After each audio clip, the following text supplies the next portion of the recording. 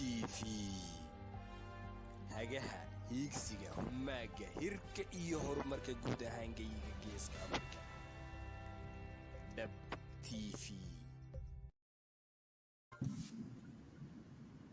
Good afternoon, good morning, good evening, wherever you are, whatever the time zone you're in. Today, we have a very special guest, Ambassador Fitsum, who's a dear friend of us, who worked with on a lot of issues, including when the owner left, the peace agreement with the owner left and the Ethiopian government. Mr. Ambassador, welcome to Dub TV. Thank you for having me. Having said that, we have our colleagues, Minister Kasim and Engineer Mahmoud, who always we talk about the program Falanqaynta Siyasat or the political analysis, which we discuss about the Horn of Africa issues. Today, Mr. Goulet, who is very familiar in Washington, D.C. politics, who grew up since he was 5 years old, who became a Marine in the U.S. Army, and served the Somali government as Minister of Communication, is with us. Goulet, please take over for the first lead of the questions, and we'll go from there. Thank you very much. I've seen you left out your bio, so one of these days we'll have to embarrass you as well. Mr. Ambassador, welcome to our program today. To our viewers, we have quick background of our ambassador. We have Ambassador Fitsum Arega, Ethiopian ambassador to the United States. As far as diplomatics go, that is a very high-level position in terms of countries to be sent to. He's a former chief of staff to the Ethiopian Prime Minister, Abiy Ahmed. He is what we would consider a political insider, so we hope to benefit from his experience and knowledge. He was a commissioner of the Ethiopian Investment Commission, promoting investments in Ethiopia. And I think when we discuss economic matters in terms of regional economic integration, this will be very important. Your experience will matter, especially you, Ambassador in DC, as a lobbyist, official lobbyist, essentially diplomat for the country of Ethiopia. To have economic background should be very helpful to Ethiopia. And now you're engaged in the Washington, D.C. circles, politics, all the embassies. So we'll get into some of those questions. But again, first of all, thank you very much, Mr. Ambassador, for joining us today. Thank you for having me. As Yassine said, I'm somewhat familiar with Washington, D.C. and the small circles that get smaller and smaller the longer you're there, it seems. Recently, just getting right into it, recently we saw that there was a phone call conversation between Prime Minister Abiy Ahmed and President Biden of the U.S. And they had a conversation which, for everybody on the outside, seemed to indicate a warming of relations, or at least fixing of what may have happened in the last year or so. But essentially a restoration of good relations, but the readouts that came from each country of the call were slightly different. Can you give us your take on the call and what may have been different on the readouts of that call they had? Thank you for having me again. I think the relationship between the US and Ethiopia has been going up and down in the past year due to the terrorist attack in Ethiopia.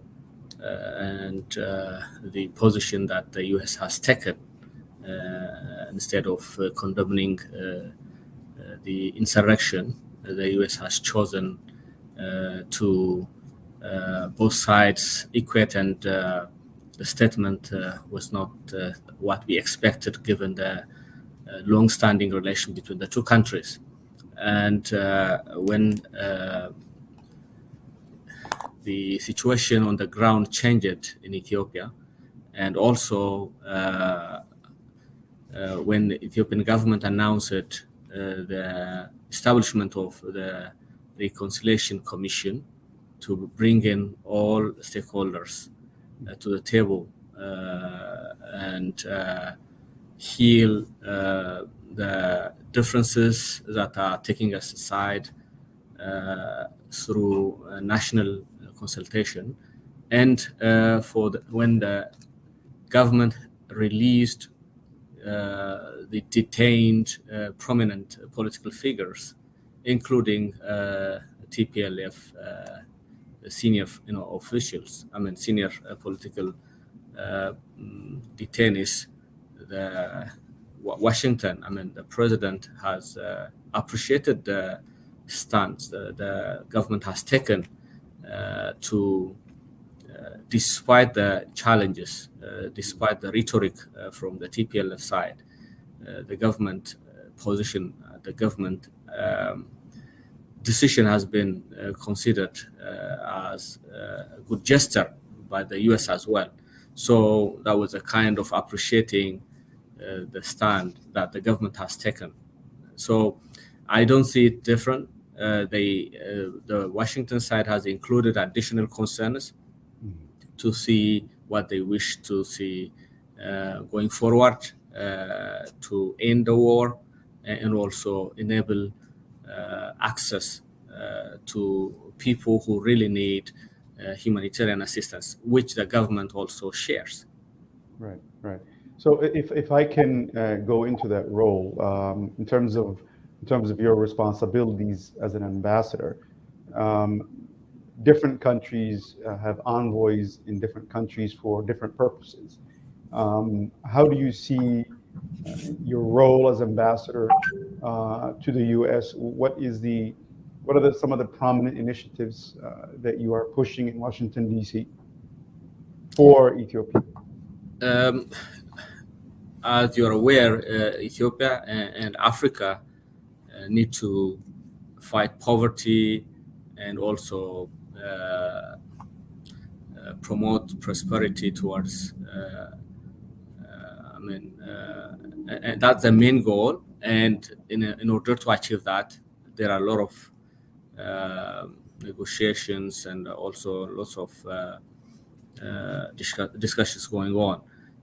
There has to be a mutual bilateral benefit that countries promote, and Ethiopia has been promoting to access some of the resources required for infrastructure development in order to enable businesses expand, get attracted in the country, and also we've been promoting peace in the region through the negotiations that has been going on Renaissance Dam, and also we've been asking countries, even the US, to do their part in helping Ethiopia's aspiration to become a middle-income economy. So we've been promoting trade, investment, infrastructure building, and also access to finance, and enabling the diaspora to play their part in bridging, in enhancing the relationship between the two countries. So, and thank you very much. That was a very thorough answer. With respect to pushing initiatives for infrastructure, they say capital is cowardly. What kind of pushback have you received within the DC circles in that investment is very difficult when the security issue is in question? Are those initiatives being moved forward a little bit better now that the Prime Minister and the President had a phone call, or do you think, or do you see that these initiatives are not being well received?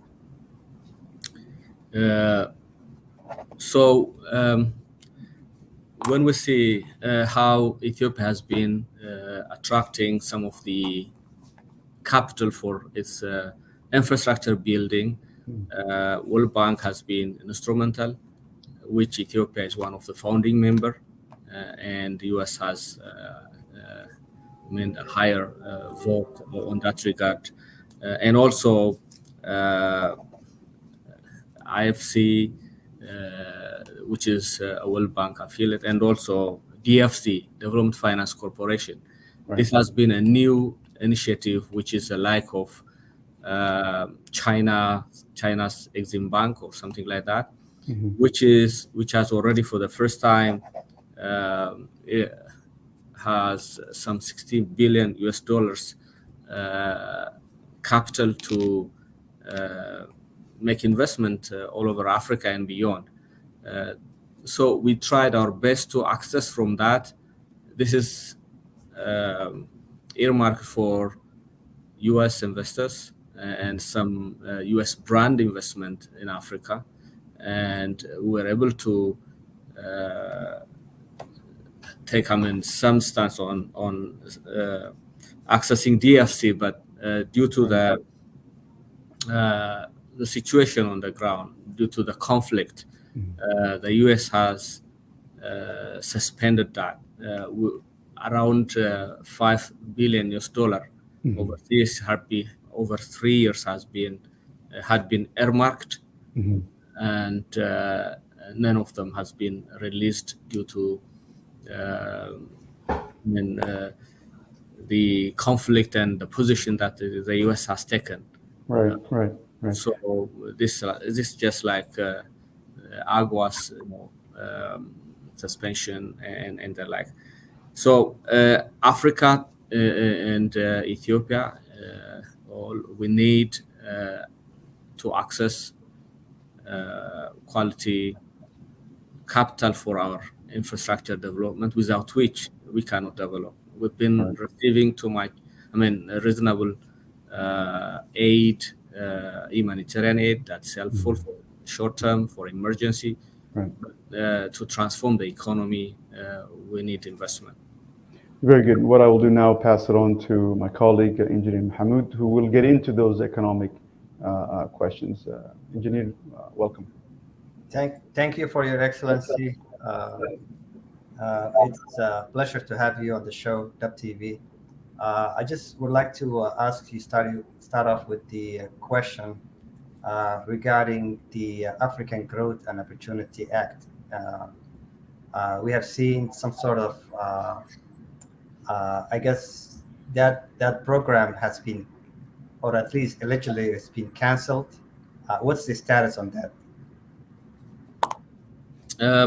AGOA, Africa Growth and Opportunity Act, has been instrumental since 2000 in Ethiopia, especially in the recent years. We've been able to utilize the opportunity as we've been developing industrial parks in many parts of the country, and US buyers and US investors have been attracted due to this opportunity, and many from other countries as well, from Europe, from Asia, from Africa. So many investors were attracted to invest in Ethiopia and use US market. The US market is very attractive, especially for apparel, footwear, and mainly labor-intensive industries. And we appreciate for that opportunity. But it was suspended starting from January 1st, 2022. And the reason mentioned, we believe, is not correct. It doesn't. It's a kind of unilateral decision by the U.S. Congress to grant this opportunity. So we respect their decision, but the reason is humanitarian and human rights issues have been mentioned, and we believe taking away AGOA will impact thousands of employees who are dependent upon their livelihood. So yes, right. No, I'm saying, like, so do you think, Ethiopia wasn't the only country that, based on the Section 506A, they said it wasn't compliant with the regulations. Therefore, we are actually basically revoking that, U.S. trade with Ethiopia. So do you think that was sort of like a hasty decision that they actually didn't think too much about it? Or do you think that also there's a way to revive that program? Since it was a lucrative deal with Ethiopia, I believe a year and a half ago, maybe the budget was that for 250 million. So this is not a small U.S. trade with Ethiopia. So how do you say about that? What do you think about that? So while doing our alternative measures to retain and attract investment, we are also working on explaining and also doing our best to regain back. We are confident that given the circumstance on the ground, that we can regain the privilege, and we've been regularly explaining this to the USTR, which is the main institution in the US that is closely following on this. So I cannot say much on the details, but I'm confident that we'll regain it back. We're working hard on that. Okay, so I just want to touch on quickly, that's on your side, but was there a roadmap or maybe a plan of correction from the other side to work with? Yes, there is. And just to, as I said earlier, there are two. One is humanitarian grounds, which we are tackling, not only because they asked for us, they asked for, but we don't want our people to suffer for any reason. The blockade, we believe, was because of the TPLF's deliberate attempt to use it as a weapon of or attracting international attention. So somehow the humanitarian corridor was not that smooth, but still continuing through flight flight arrangements and other means. So we'll be addressing that. The other one is human rights issues. Again, we have been providing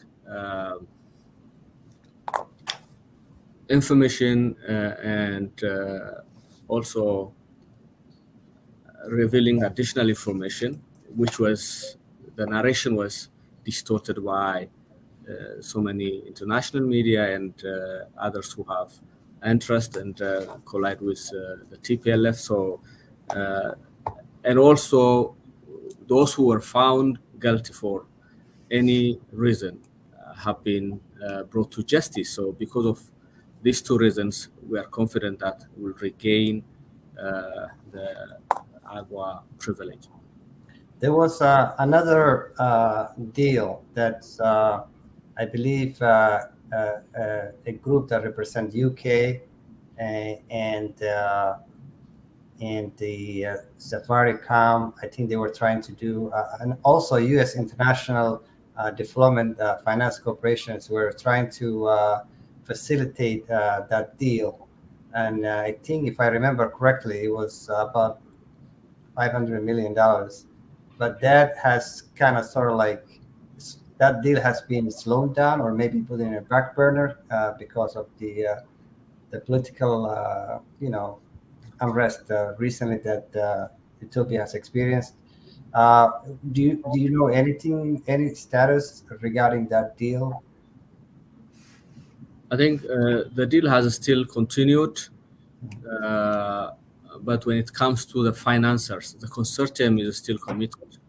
But the financiers like DFC has slowed down the process. This may not stop. Either they will find out another financer, or still the deal will continue with the correction that we are making, with the clarification. And so we believe U.S. Ethiopia relationship is by far better than going, the other way around.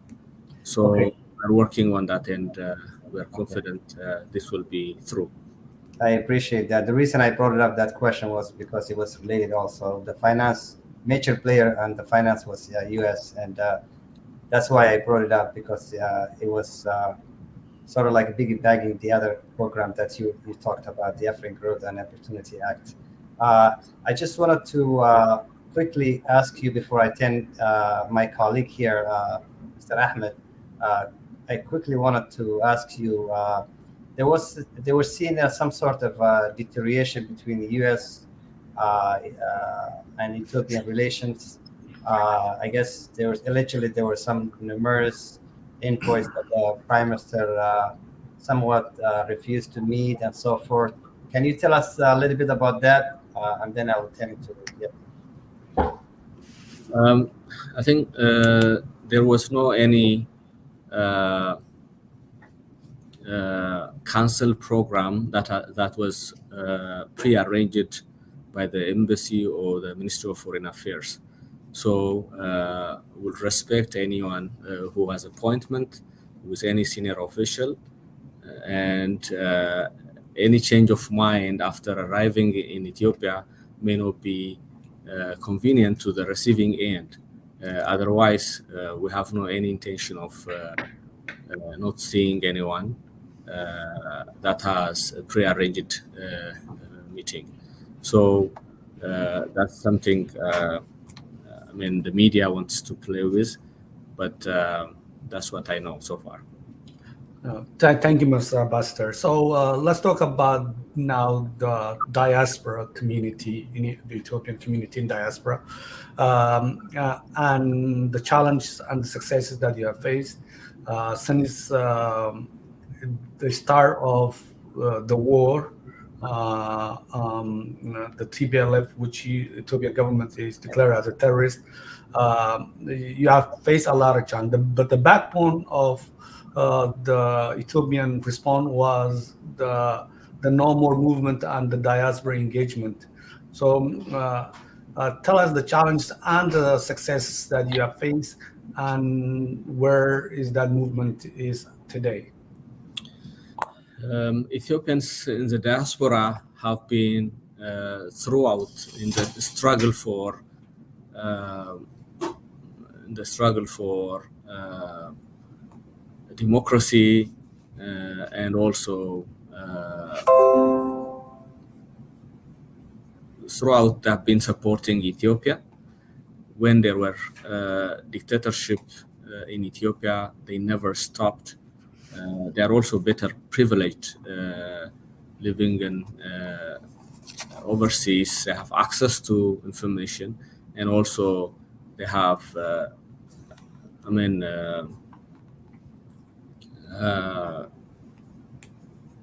access to So before Prime Minister Abiy came to power, they were doing their level best here in the US and in Europe through lawmakers to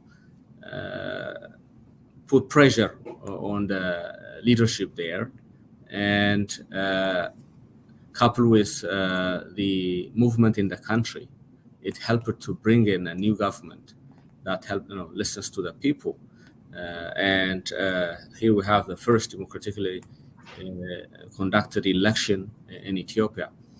So when the TPLF started the war, again, they were supported by some Western media and some old friends. They were privileged to access those information and fight back through social media and any access they could find, and through lobbying the lawmakers here in the US, through members of Congress and the like. So when we had COVID challenge, they contributed a lot and supported us.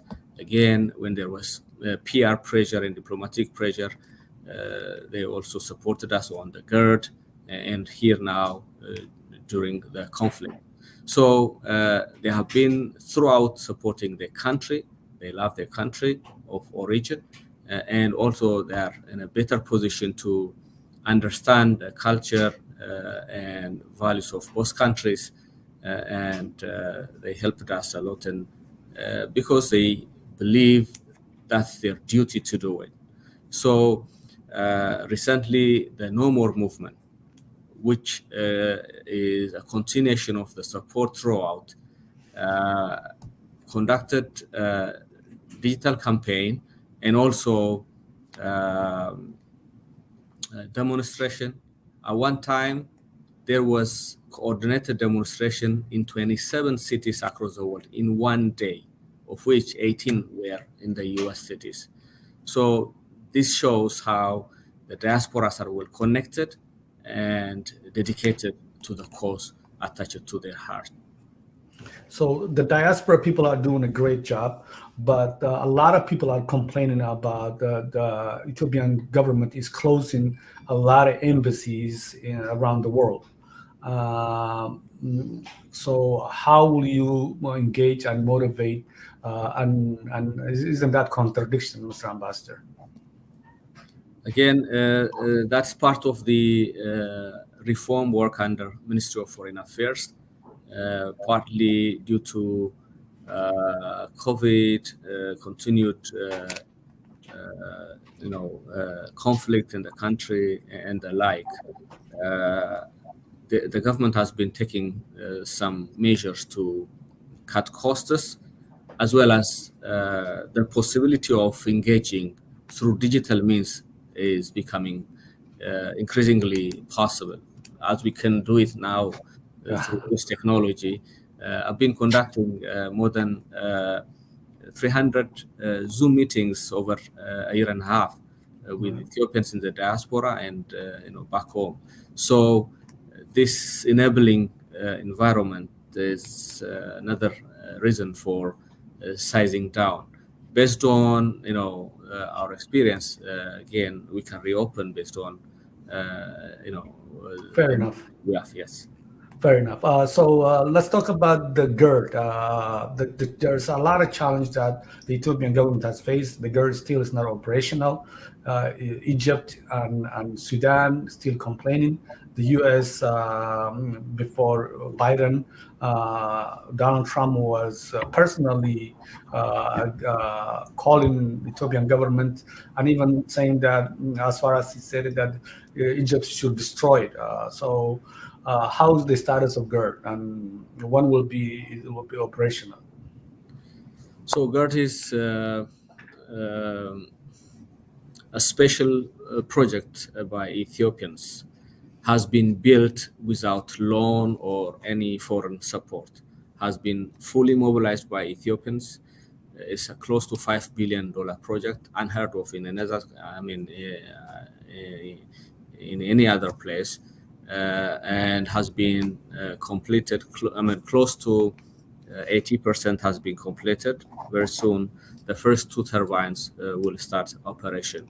So it's a hydroelectric project, and it is being built on the Nile, the Blue Nile, or we call it Abai River in Ethiopia, which Ethiopia generates close to 86% to the Nile, but has never been utilized. And this one is a hydroelectric dam. So we understand the concern of the downstream countries, Sudan and Egypt, and we believe it will be more beneficial to these 2 countries. The GERD will not consume any water. Technically speaking, unless the water is flowing, it cannot hit the turbines, and the generators will not be generating electricity. So the challenge we've been having is on the filling stage and the operation, which I was part of the negotiation throughout. So Ethiopia is committed for a meaningful discussion, negotiation on the filling and operation of the GERD. And I believe all the stakeholders will come up with a technical team, not a political team, a technical team with the intention and discuss on reasonable and with reasons, not complicating it with politics. So, so far, I've seen some politics muddled into the process. And what we are saying is let the technical people discuss on the feeling and operation of the GERD. And Ethiopia is committed as long as it makes sense.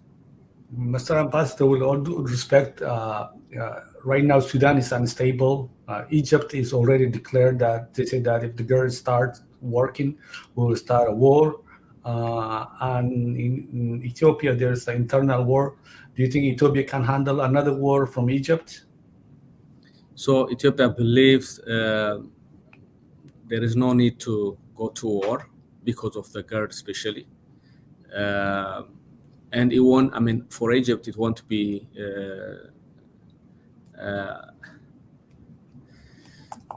to the best of Egypt's people's interest to go to war. So we'll make sure such thing won't happen. By the way, Ethiopia will not will not harm other countries that it doesn't want it for itself. So Ethiopia is doing it responsibly. And we have what we call it declarations of principles signed by the three countries' leaders, which Ethiopia is thoroughly following. What is lacking is a detailed discussion based on that framework agreement. So what we hear from Egypt was to deal with out of that framework. So we are asking all parties to reasonably discuss technically based on the signed declaration of principles. Fair enough. In terms of the current political situation in Ethiopia, the Prime Minister and the government of Dr. Abiy, declared that there will be peace and reconciliation process or a national dialogue. Can you tell us a little bit about that national dialogue? And is that national dialogue are the TPLF included? So the purpose of this Pcn Reconciliation Commission is to bring in all stakeholders that promote peace and also to discuss on issues that are vital to the interest of the country. Again, it's a new law and also has been enacted recently. 11 commissioners will be assigned by the parliament, and they will be facilitating for open and inclusive dialogue with all peaceful stakeholders. So at this stage, I cannot say whether this will be included or not. The purpose is to be inclusive, and it's up to the commissioners and the parliament to guide the process. So the prime, I just want to clarify, the Prime Minister's government will not be involved. The commissions, what they propose and how they see the dialogue should go. Yes. Okay, fair enough. You have released the TPLF detainees, the ones that who been captured in the war, and then as well as political prisoners of previous last year, like Mr. Johar and Iskender and others, and that a lot of people welcome that. At the same time, a lot of Ethiopians say that before the war ended, we shouldn't be release any of those people, and there should be conditions. What was the decision behind the release of those political prisoners?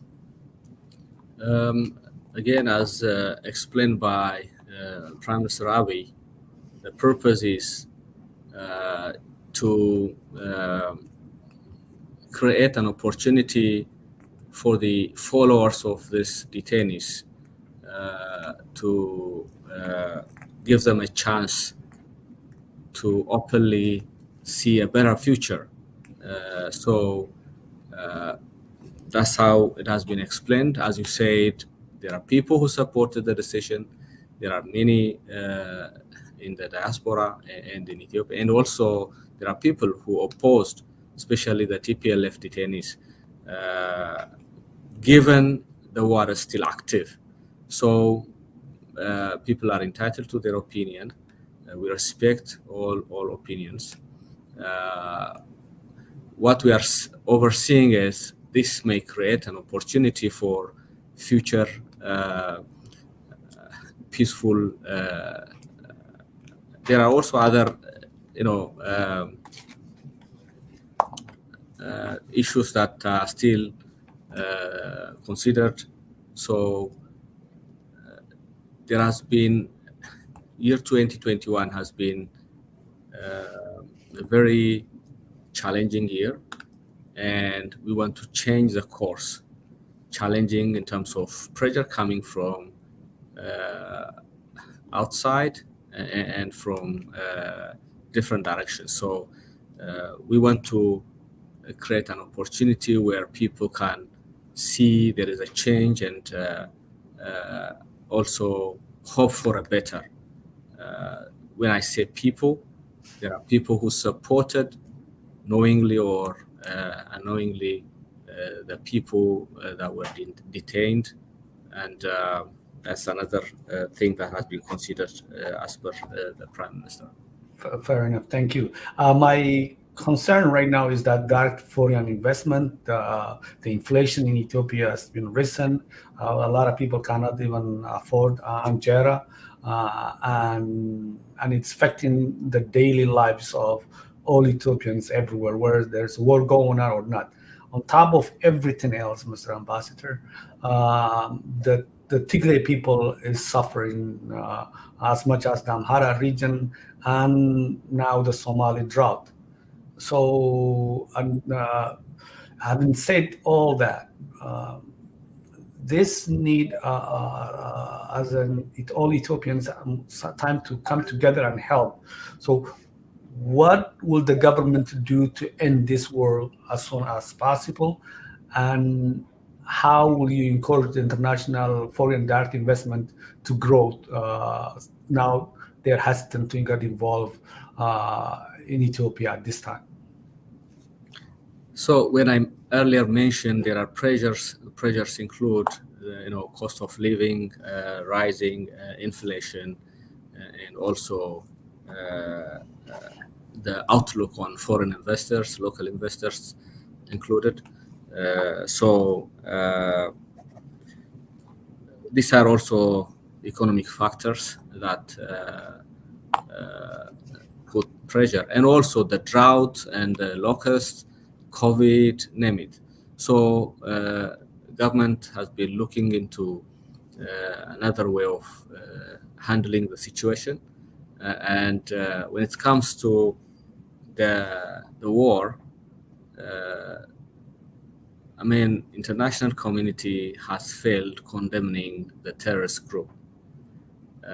Again, we call upon to the international community to differentiate between democratically elected government and an insurrectionist that has been invading, that has been making chaos on people, civilians, and declared openly to overthrow the government, which is against the the Ethiopian Constitution, the African Union Charter, and for that matter, against the US and even the UN. So again, the TPLF has to surrender. They have to also stop fighting. The government has declared the government has ordered the soldiers to stay where they are, and also showed a gesture releasing some prisoners. So that's an indication that the government wants to change the course. So this is for the sake of the people, and government will continue to do the economic reform measures that has been going on. For information, export has increased, and also agricultural production has increased by far because the government introduced irrigation and also additional mechanization to support farmers for a better production, and the homegrown economic reform program enabled some investors to get some support, policy support, to recover from these challenges. Inflation in general is not bad, but when it's too much, discourages investors. And as a result, the government is tackling on that. Forgive me for interrupting you, Mr. Ambassador. The gesture is not being seen fairly, especially the release of political prisoners. A lot of Somalis and a lot of others are saying that everybody is not being released. So what would you say that, including they say that if the political prisoner is being released, why not Abdile is not being released? That is what a lot of people are saying it. What do you say about that?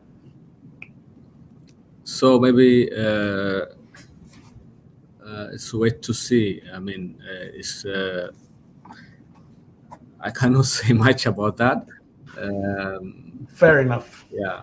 But fair enough. We'll move on to in terms of the peace and reconciliation, and in terms of you have I've seen a lot of fundraisings about the GERD, but the Somali region, the drought, it's getting worse. I've seen a lot of people from Addis Ababa, from different regions contributing it.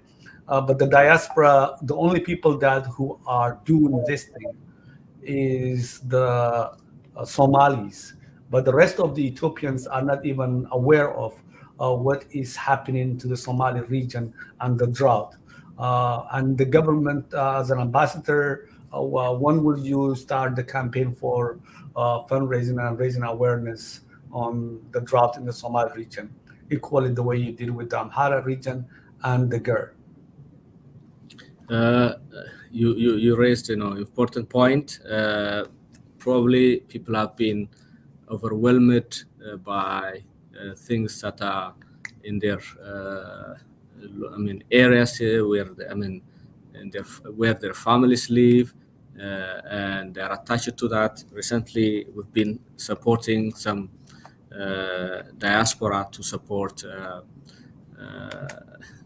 problems before the war in Afar region, and also, again, there are few who showed interest, mostly Somalis and others as well, to support this drought in Somali region, in Borana.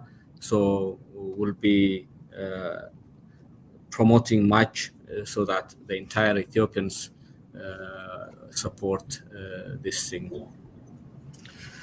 Thank you, Mr. Pastor. We are ready to support you in any capacity that we can in order to push peace and reconciliation, and as well as in order to push dealing with the drought and instability in the Horn. I think the solution is an Ethiopian solution, and the international community should take the lead from the Somalis. But we don't want it. What happened before happens again in terms of pushing one group of during the Cold War. One time Ethiopia was going with Russia, the other time was going with America, and now we're here in China, and Ethiopia is going to the east. So first of all, is that a policy direction, or that I just want to make sure that we clear the air? Is Ethiopia going get away from the West's help and the allies that they have for a long time, and going to China and East? Ethiopia, as an ancient country that established diplomatic relation with many countries in the world, is as an independent country as well, would like to work with any country in the world, and we feel we are free to do so, but we won't do it one with the other at the cost of the other.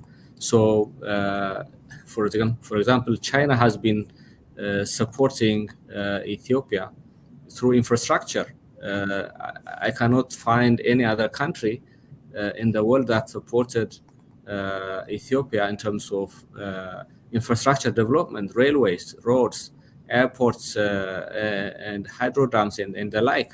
So I think whenever we do that, whenever we deal with China, we do it with Ethiopia's interest in the mind. And also, we really want to work with the US as well. There are also so many things that we cannot find from China. So technology and in health sectors and things like that. And we've been working with Russia, with other countries. Ethiopia has been exporting its products to China, to Russia, to US. So for bilateral trade, multilateral trade, and things like that, we believe we have to harness our relationship with all countries and as many countries as possible. Russia, China, and others has been a good ally when it comes to supporting Ethiopia in the UN Security Council. We honor that very much. So we have to balance our relationship with any country and with mutual respect and bilateral interest as well. Well, before I turn into the rest of the group, because we're almost out of time, as you know, I was one of the chief negotiators for ONLF and Ethiopian government, pushing peace and reconciliation. As of today, ONLF is complaining about lack of engagement, and they are the only group that will fulfill the agreement. When will you think that agreement is going to be pushed forward, and why, and start the direct dialogue between ONLF and Ethiopian government again? I think any stakeholder should be engaged, and we have to appreciate those who prefer a peaceful path and respect. So I think the Reconciliation Commission is a wonderful platform for any peaceful party that wants to promote peace in the country, reconciliation in the country. I think peace is not an easy thing. Had it been, wouldn't have this challenge in our world. So I ask, patience from all parties, and also engagement. So I don't have the details yet, but this is a wonderful opportunity for the parties to engage more. Okay, Minister Guled, and then Mahmoud, and we'll wrap it up. Thank you, Mr. Ambassador. Thank you much for joining us and as they say, taking this deep dive into very important and sensitive questions, issues. I think one item I'd like to go back to is with respect to your economic promotion experience. There has been much talk in the past few years of economic integration with the countries in the Horn of Africa. I know that the current portfolio that you have as the ambassador does not maybe have a direct link to it, but if you can give us and the viewing audience an update on to draw the picture for us. What exactly did it mean to have an economic integration? What exactly are the steps, the short-term and long-term steps? What are the legalities that you could see in terms of having whatever agreements that are signed, approved by each nation, each country? If you can touch on the economic integration, because again, as the Horn, we all know the only way to move forward is to have economic opportunities. So if you can touch on the economic integration, please. Thank you. As you're aware, the Horn has been seen as a hopeless place in terms of peace and development by some, but that's not true. We have huge opportunity and also educated workforce who can transform the region. And what we really need is just to sit down and engage. Our people are same, and also we have a lot of opportunities to trade and also with just little building infrastructure, we can make our people to know each other more and work together. I've seen the interest when the finance ministers of the Horn region gather here in Washington and discuss on the possibility of financing arrangement from World Bank. I think World Bank showed interest, and also the African Development Bank also showed interest to connect the Horn region by road and railways if possible. So just aligning our some of our trade laws, we can work together much. In that aspect, Mr. Ambassador, does the new Horn of Africa economic integration push, is it a challenge, or is it something that's going to merge into the EAS, the East African countries? I think about 6 countries that have also entered into economic integration. Is there any kind of is there a balancing? Is there going to be a merger, or is it sort of a blocked off section within the Horn of Africa?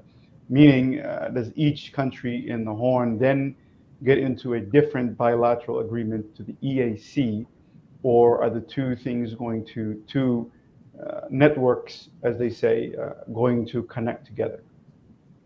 I think that's going to evolve, but as you are aware, the FTA, the African Continental Free Trade Area Agreement, has been ratified by the required countries and is now open. So Africa has now an open trade arrangement and also an open air policy. So there are so many agreements that we really need to tap into. But if there is no infrastructure, for information, it's cheaper to trade with Asia or Europe or in some instance US than with some African countries because of lack of infrastructure. It's not, I mean, Kenya Kenya exports most of its products, or Ethiopia exports most of its products to Europe or US than neighboring country because of lack of infrastructure. Again, this project of infrastructure has to deal with neighboring countries. For us, it is part of jointly enabling such infrastructure. Ethio-Djibouti Railway, for example, is one example. We can do a lot of projects with other countries so that our people do business better than exporting to or buying from far away. We can help each other, and when we design a joint project, will be easily financed and could be afforded and this part of the FTA. It doesn't, with the East African Economic Community, when it's appropriate, we'll join. The European Union, how they established it after World War II, and the benefit they have been getting out of, we can learn a lot from them. I think there are people that see it as a wonderful opportunity and there are financiers as well. So we'll be pushing forward on that. Thank you. Yeah. Okay, Mahmoud. Actually, I know we are actually toward the end of the program. I just wanted to have a quick piggyback the questions that Gulet asked about the economy. Is there any current discussions? Because I think you just mentioned lack of infrastructure, and I feel like the government is not the answer for everything. There has to be you have to sort of like sometimes open up the market, because it looks like a lot of the sectors right now is state regulated, including the phones, I believe, and some other. So is it possible? Is there any current discussions to open up the market to create, because that will create more actually infrastructure, innovation, competition. Even the market might, the prices might come down, and it could be a winner for the consumers. So is there any current discussion as far as opening up the market a little bit, and also encourage the foreign investors who are actually some of them at your doorstep? Yes, on the infrastructure development, private sectors are a bit shy when it comes to engaging in long-term and uncertain investment, like building roads, unless it's a toll road or things like that. So the government have, in Ethiopian case, for example, what we call it a PPP arrangement, public-private partnership. That kind of arrangement helps to expand investment in infrastructure very fast than the usual government project basis. So I think all countries in the region would consider this, and again, financiers are also requiring this. So it's going to be a good opportunity for the private sector to engage in such kind of investment. We have started generating power through such means in solar, in geothermal. So I think that's the way forward. Otherwise, we have tried with only through government means, and we can do so much. So African countries, cities are the fastest growing urbanizing cities, and unless the infrastructure also follows with the same scale, it's going to be a challenge. Mr. Ambassador, thank you very much. So the Greater Diaspora Homecoming, you have organized it very well. There was a large delegation that went to Addis Ababa, and the diaspora is the ones that we need to reinvest the country, because there's a human capacity that we needed. So with that, I'll ask you a quick question about how the diaspora need to get involved. And some diaspora people complain about they don't have the ability to be involved in the political system, as well as they have a complaint in terms of the taxation, unfair taxation when they want to import stuff. Please, on a good note, you did an amazing job in terms of diaspora engagement. I haven't seen any ambassador the work that you have done. Social media are active. So congratulations on some of the successes that you face. Tell us some of the challenges, and what do you want to tell the audience that is watching, either the African in general and the Ethiopian specific. On diaspora, I would like to take this opportunity to thank the entire diaspora for their strong engagement, especially when we are in a time of need, when the Western media painted a doomsday kind of reporting on Ethiopia. They confirmed that Ethiopia is safe. Ethiopia, Addis is safe. And they traveled, they showed to the world that traveling to Ethiopia. They also revived the tourism economy that has been challenged by COVID-19, and also they boosted the moral of those who were fighting the terrorists, thanking them for their service to our country and supporting displaced people because of the war and people in need. So they are really a big inspiration in a time of need, and we highly appreciate for what they have done.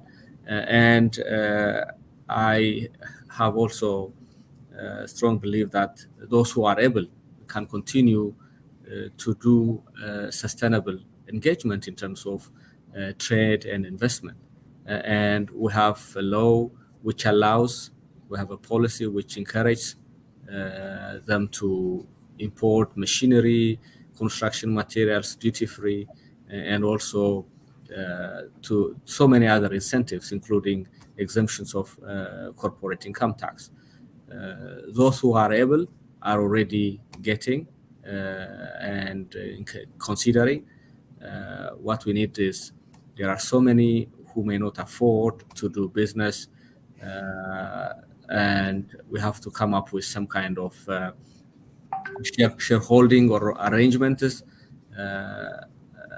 and those who wish to do, but because of their family reason, they may be raising kids, they have family to take care of. Because of that, they couldn't do. So we will be coming with some kind of arrangement to involve those kind of people. I think any grievance or challenge they may have, we are open to discuss and resolve right away.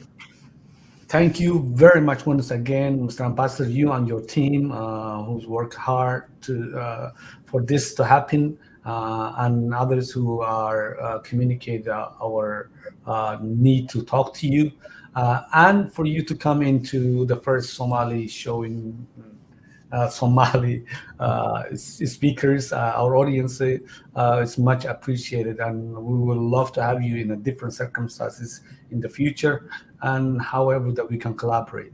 Once again, thank you, Mr. Ambassador. Thank you so much, Hussein. Thank you, all of you. Appreciate it, and I'm pleased to have you. I'm pleased to have me on DAB TV. You will grow very soon. Wish you the best. I wish you all the best too. Thank you.